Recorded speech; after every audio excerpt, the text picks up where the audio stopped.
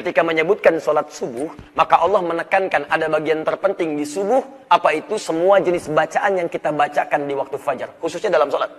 Bukan cuma Al-Qur'annya, tapi doanya, istighfarnya, permohonan Anda dalam sujud, dalam ruku, dalam berdiri, Allahu Akbar. Itu sangat penting dikhusyukkan dalam waktu subuh, karena pada saat itu semua bacaan kita langsung disaksikan oleh malaikat. Inna Qur'an al-fajri kana mashhuda. Sungguh semua bacaan kita yang dibacakan saat waktu fajar, waktu subuh itu, kata Al-Quran, disaksikan langsung. Siapa yang menyaksikan? Kata Nabi, tajtami'u malaikatul laili wa malaikatul nahari fi salatil fajri. Semua malaikat siang dan malam berkumpul di waktu fajar. Apa bedanya dengan waktu zuhur sampai dengan waktu isya? Maaf, kalau Anda berdoa di waktu subuh, sujud misalnya, kemudian Anda berdoa, maka saat Anda berdoa dengan khusyuk, malaikat seketika mengaminkan.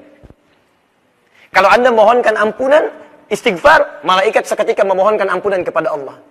Karena semua ibadah yang diiringi oleh malaikat, maka malaikat terlibat dalam ibadah itu.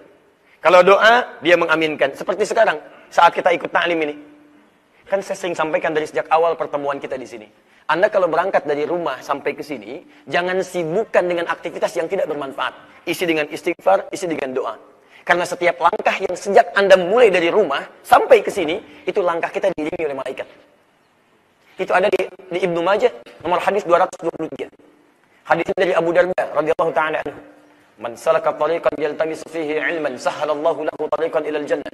Siapa yang menyiapkan dirinya menempuh jalan dari tempat ia tinggal atau tempat ia berangkat untuk belajar pengetahuan agamanya walaupun hanya sedikit, maka Allah akan balas setiap langkahnya dengan meringankan dia ke surga. Belum selesai hadisnya, belum selesai.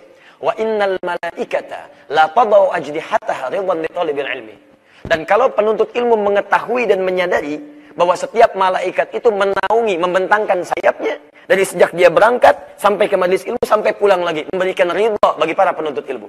Ridhonya malaikat artinya apa? Bisa awas mengaminkan doa-doa, bisa memohonkan ampunan atau memohonkan rahmat kepada Allah Subhanahu wa taala. Jadi ketika Anda berangkat, kalau niat Anda ikhlas sampai di majelis ilmu sampai pulang lagi, itu malaikat bergabung. Cuman tidak ditampakkan oleh Allah. Kalau ditampakkan bahaya, Anda akan jadi. Begitu mau berangkat, bismillah. Balik lagi gitu kan. Baik, gak kelihatan. Nabi aja pernah lihat malaikat. Pertama kali melihat. Dan itu luar biasa. Nanti cek di Al-Bukhari, nomor hadis yang keempat. Supaya tidak terlampau panjang bahasan kita. Jadi tolong manfaatkan baik-baik. Kembali pada bahasan kita. Perhatikan. Salat disebut dengan Quran. Tadi salat disebut dengan ruku.